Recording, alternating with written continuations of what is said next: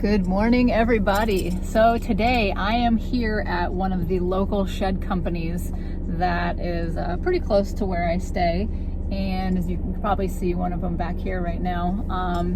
The majority of you had voted for this type of content. So I figured I'd stop on over here and do a walkthrough of some of the sheds that they have and see if we can come up with some ideas on how we could convert it into a tiny house or she shed or shed to, I don't know, you fill in the blank. The possibilities are endless. So we're gonna get out and we're gonna go look around. They don't have very many to choose from out front here.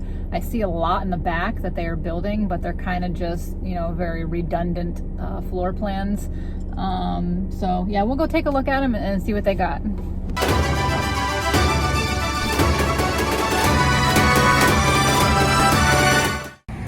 So the first one they have out here right out front is this barn style with the barn doors, the bright red color paint, and it has the transom windows up here. Super cute. I'm not into the bright red color or anything like that, but let's go take a look at the inside and see what it looks like. And it is locked. Okay, so well, we won't look at the inside of that one, I guess.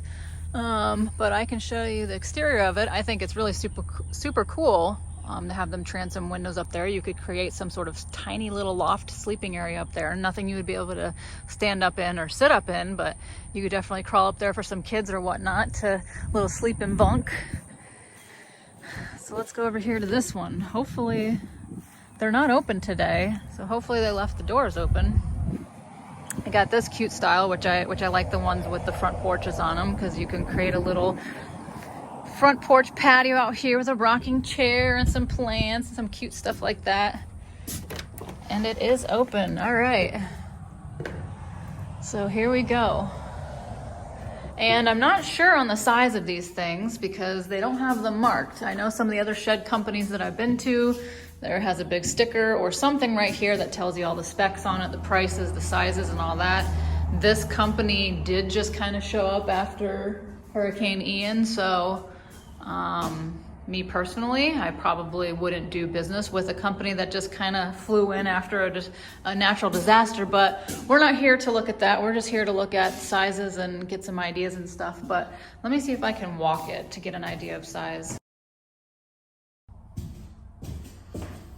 So 10 by approximately 10, which I'm going to assume it's 10 because that's pretty standard, by approximately 23 feet, which I think that's probably off. Usually I don't see any with odd numbers, so it very well could be 24, 10 by 24, so it would be 240 square foot.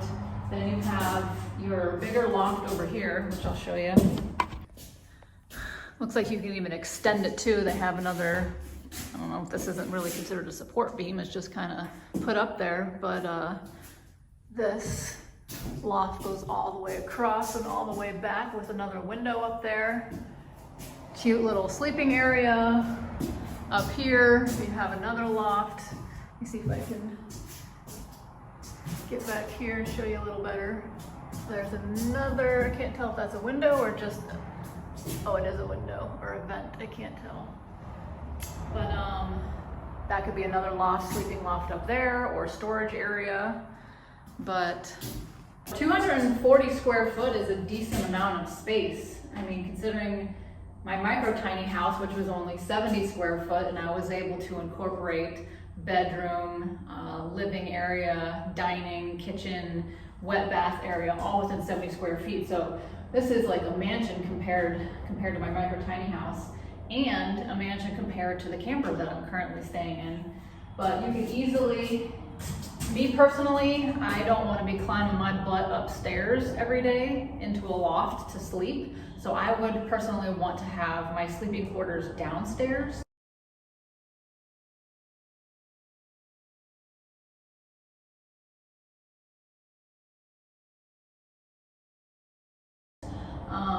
So in the back area, I would probably create a bedroom, create a wall, probably about, you know, as big as that loft comes out. Don't need that big of a space, but what I would do instead of having a whole fixed wall there, I would create another sort of like barn door or something to where the wall, you can open it. You can slide them this way, so you have this big open area, and then it becomes sort of a like a studio. So it doesn't feel that small when you're in the bedroom. If you want to have it completely wide open, you can, but if you want to have your privacy, you can close the doors back up.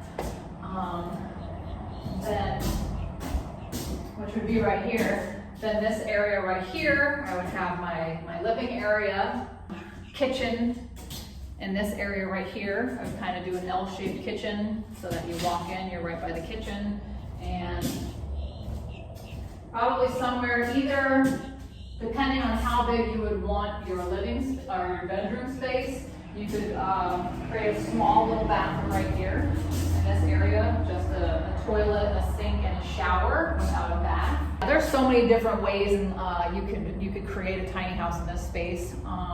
But let's go over and see what else they got.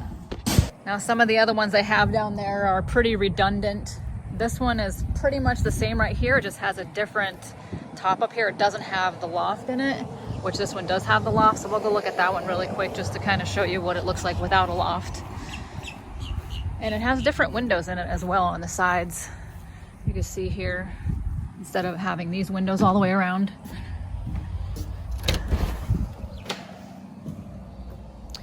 So yeah, basic, same size, 24 by 10, but you don't have the lofts in here, and you don't have the bigger windows, just the smaller little transom windows.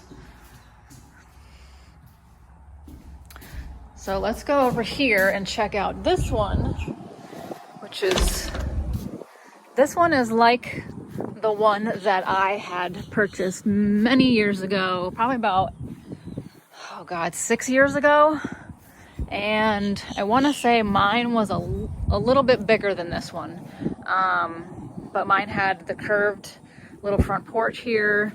And yeah, that never happened. I didn't get to finish that. I had a lot of things happen health-wise and financially and stuff like that. So that project didn't get fulfilled.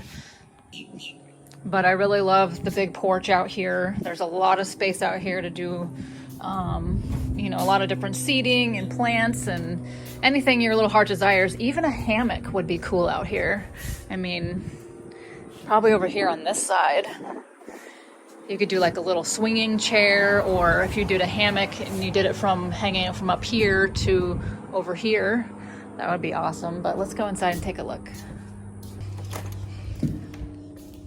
Oh yeah, this one's way smaller than the one that I had. But I really like this style because up here, this is where I would put a kitchen. This looks like a perfect spot to put a kitchen.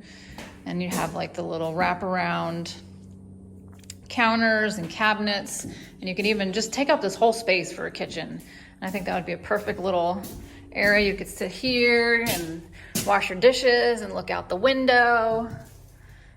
So let me kind of walk this one too and see how many of my feet it is. So we got 10 foot, and then up to this part here where the door meets is 15 foot, and then you have another 5 foot in here within the kitchen area. So you got a total at the farthest point, 20 feet. At the shortest point where the door is 15 feet by 10 feet. So that's a pretty good space. You're looking at about 40 square feet less than the other one, but that's because you have this cutout here, and instead of having this, instead of having this go all the way straight across, you have it coming in and you get that little nook there, which I like the aesthetics of that. But again, you have the lofts in here. It's a little bit shorter than the other ones, but with these shed companies, I know you can always ask them if you want to extend the loft, they'll do that. I'm not sure if it costs extra money. I'm sure it does if it's past a certain amount of time, but I am seeing some not so good things here on this wood. Let me show you. Does that look like black mold to you guys? Or is that just maybe overspray of paint? That's maybe what it is. Maybe it's overspray. Because it's on a bunch of different boards. Up there. Yeah, that's probably overspray. So yeah, that kind of gives you an idea of some of the possibilities of the space that you could have with a shed. I know they come a lot bigger. The one that I had, I think, was 14 foot wide by 32 foot long. I mean, it was a beast.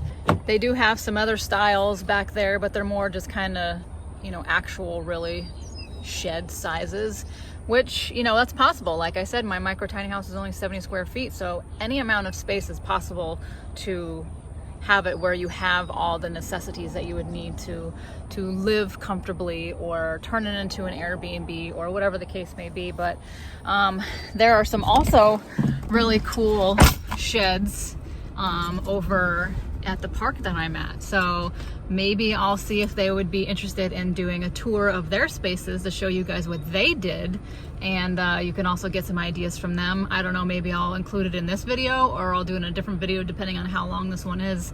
So if I don't see you today later on, I will see you all guys on the next one. So have a great day and peace.